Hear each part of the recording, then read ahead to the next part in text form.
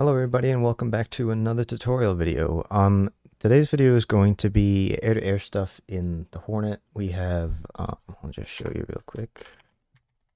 We have an AMRAAM, AIM-120B on the cheek station under there. We have two AIM-7 Sparrows and two AIM-9M Sidewinders. I'm going to be taking you, I have 3 targets somewhere over there. I'm going to take you through how to use all of these. This is not going to be a full tutorial on the radar, mostly because I don't actually know how to do all of the things, because it's really actually pretty complicated. But this is just going to be basic stuff, how to designate targets and how to get some warheads on some foreheads. So first thing we're going to do is we're going to go through the controls. You want to go to Axis Commands. Here we're going to want throttle designated control. That's a TDC slew switches, the X and Y axis. You can also just bind these to your keyboard. We're going to want to have our radar elevation control up and down. This is going to be it's defaulted to minus and equals on your keyboard. You can bind it to whatever though. This is for basically controlling the elevation of the radar. So just the range and altitudes that you're going to scan for. So normally you would maybe talk to AWACS and kind of get an idea of where they are, so you can then fine tune your radar and get a lock. Next thing we're going to need is throttle designated control depress. So that's going to be what we're going to press to lock up our targets. Also, we're going to need gun trigger second detent to shoot our missiles. And to select the missiles, we're going to be using select AMRAAM, select gun, select Sidewinder, and select Sparrow. We won't be using guns today, but you can. I might show you just how to select them and what the symbology looks like. I think that's all we're gonna need. If there's something else, I will tell you that when we get to that, but I think this is everything. So let's come out of active pause here. First thing we're gonna, I already remembered one. We're gonna want to have master mode air to air, which is just 1 on the keyboard. So go into this. I'm just going to set the altitude, hold on. So this is a kind of default thing.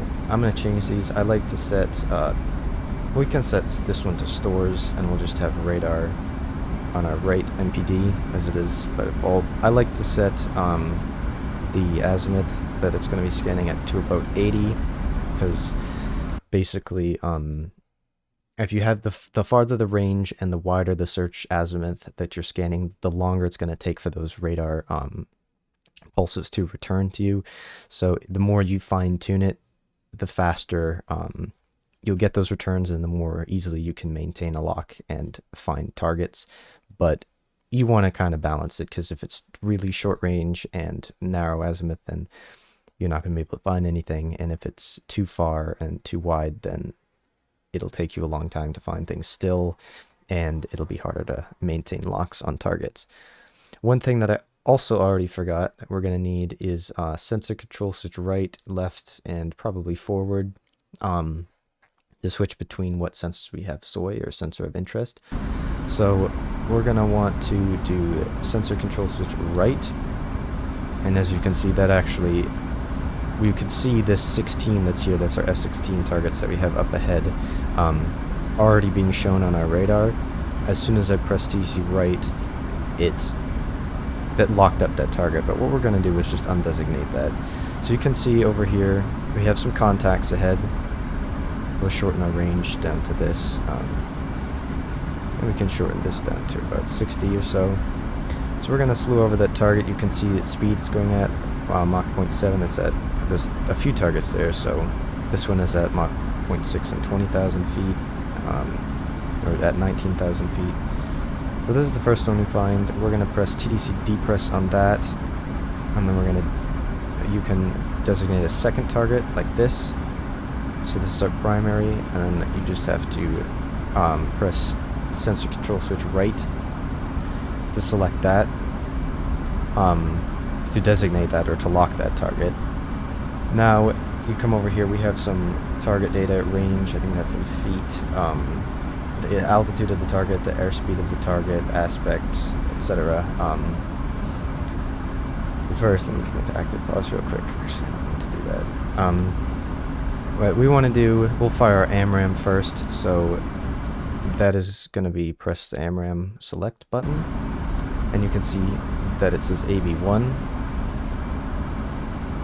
And then we're going to come over here, we're going to get a little bit closer to this target. We're just going to click into burner real quick. Just to get going a little faster, and increase our range. And it's closing on us too, so you can see that up ahead, so we get a tally. You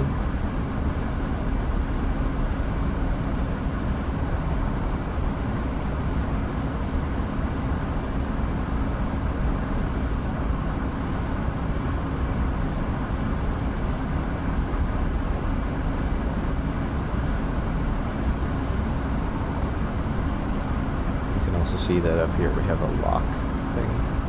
We're going to wait until we get into range. This taper on here should start to go down as we get closer.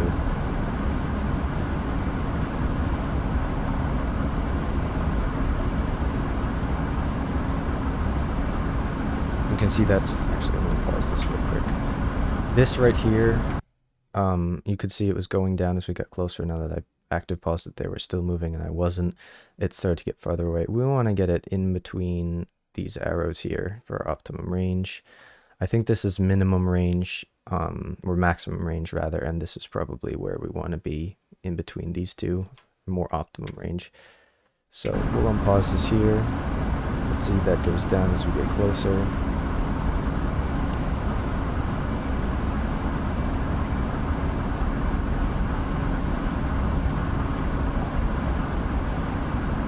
Now this is blinking and says shoot, so we'll press and hold the trigger second D10, and that's Fox 3. You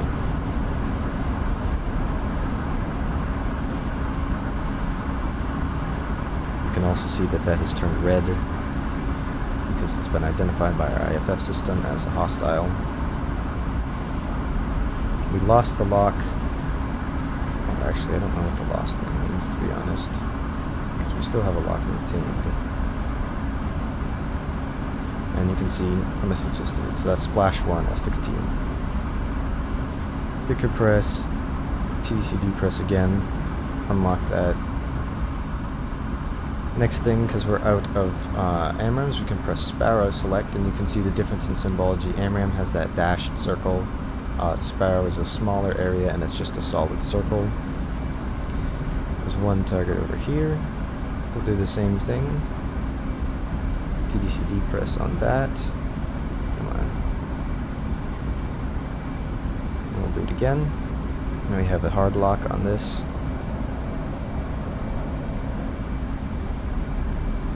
And we'll do the same thing, accelerate here. You can see both of our other targets up there on our nose. We'll just keep tracking this as that it decreases until we get a few miles closer.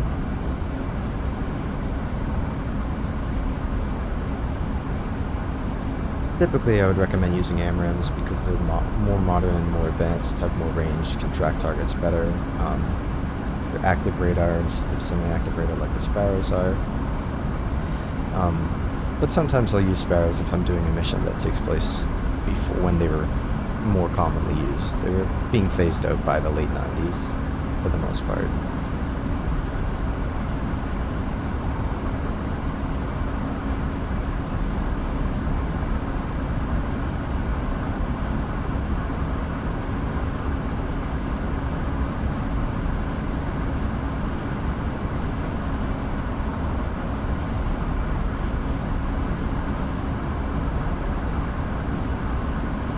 Pretty close now, so we'll press and hold trigger again.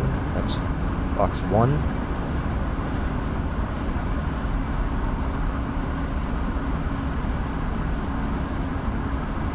Gotta maintain that lock because the Sparrows, which are semi-active radar, do not have their own guidance capabilities, or rather, they require the aircraft's radar to maintain lock and track to a target. Alright, so that's splash 2. And now what we're going to do is select our sidewinders. So we're going to press our sidewinder select button. You can hear that growling tone.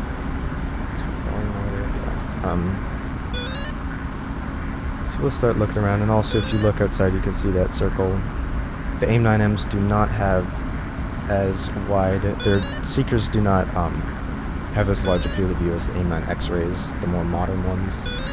Because with those you can look like over there. I don't remember what the actual like parameters are in numbers, but you can look way to the side and lock a target and then fire a missile at it.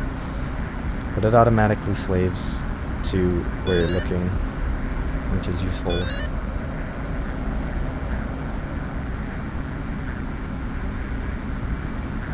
So we're going to decrease our range here.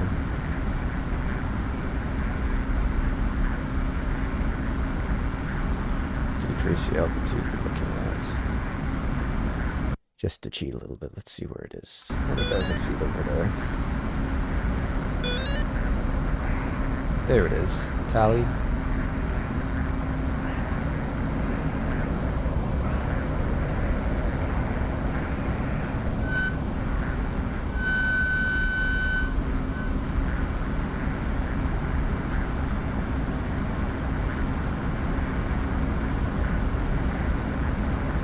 Just adjust this. See, there we go. Now we can get a lock on it.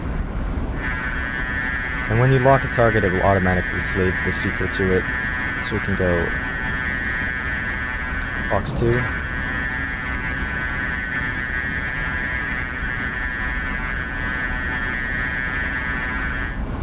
And that's splash 3. So I hope you found this video useful, informative. I know it's kind of quick, I didn't go into too much detail about a lot of things, but I hope it will help you just to kind of get started and be able to shoot some stuff down in your missions. I would recommend reading the manuals or watching some other people for like full-on radar tutorials if you want that, but this is the kind of bare bones that you need to be able to engage some targets.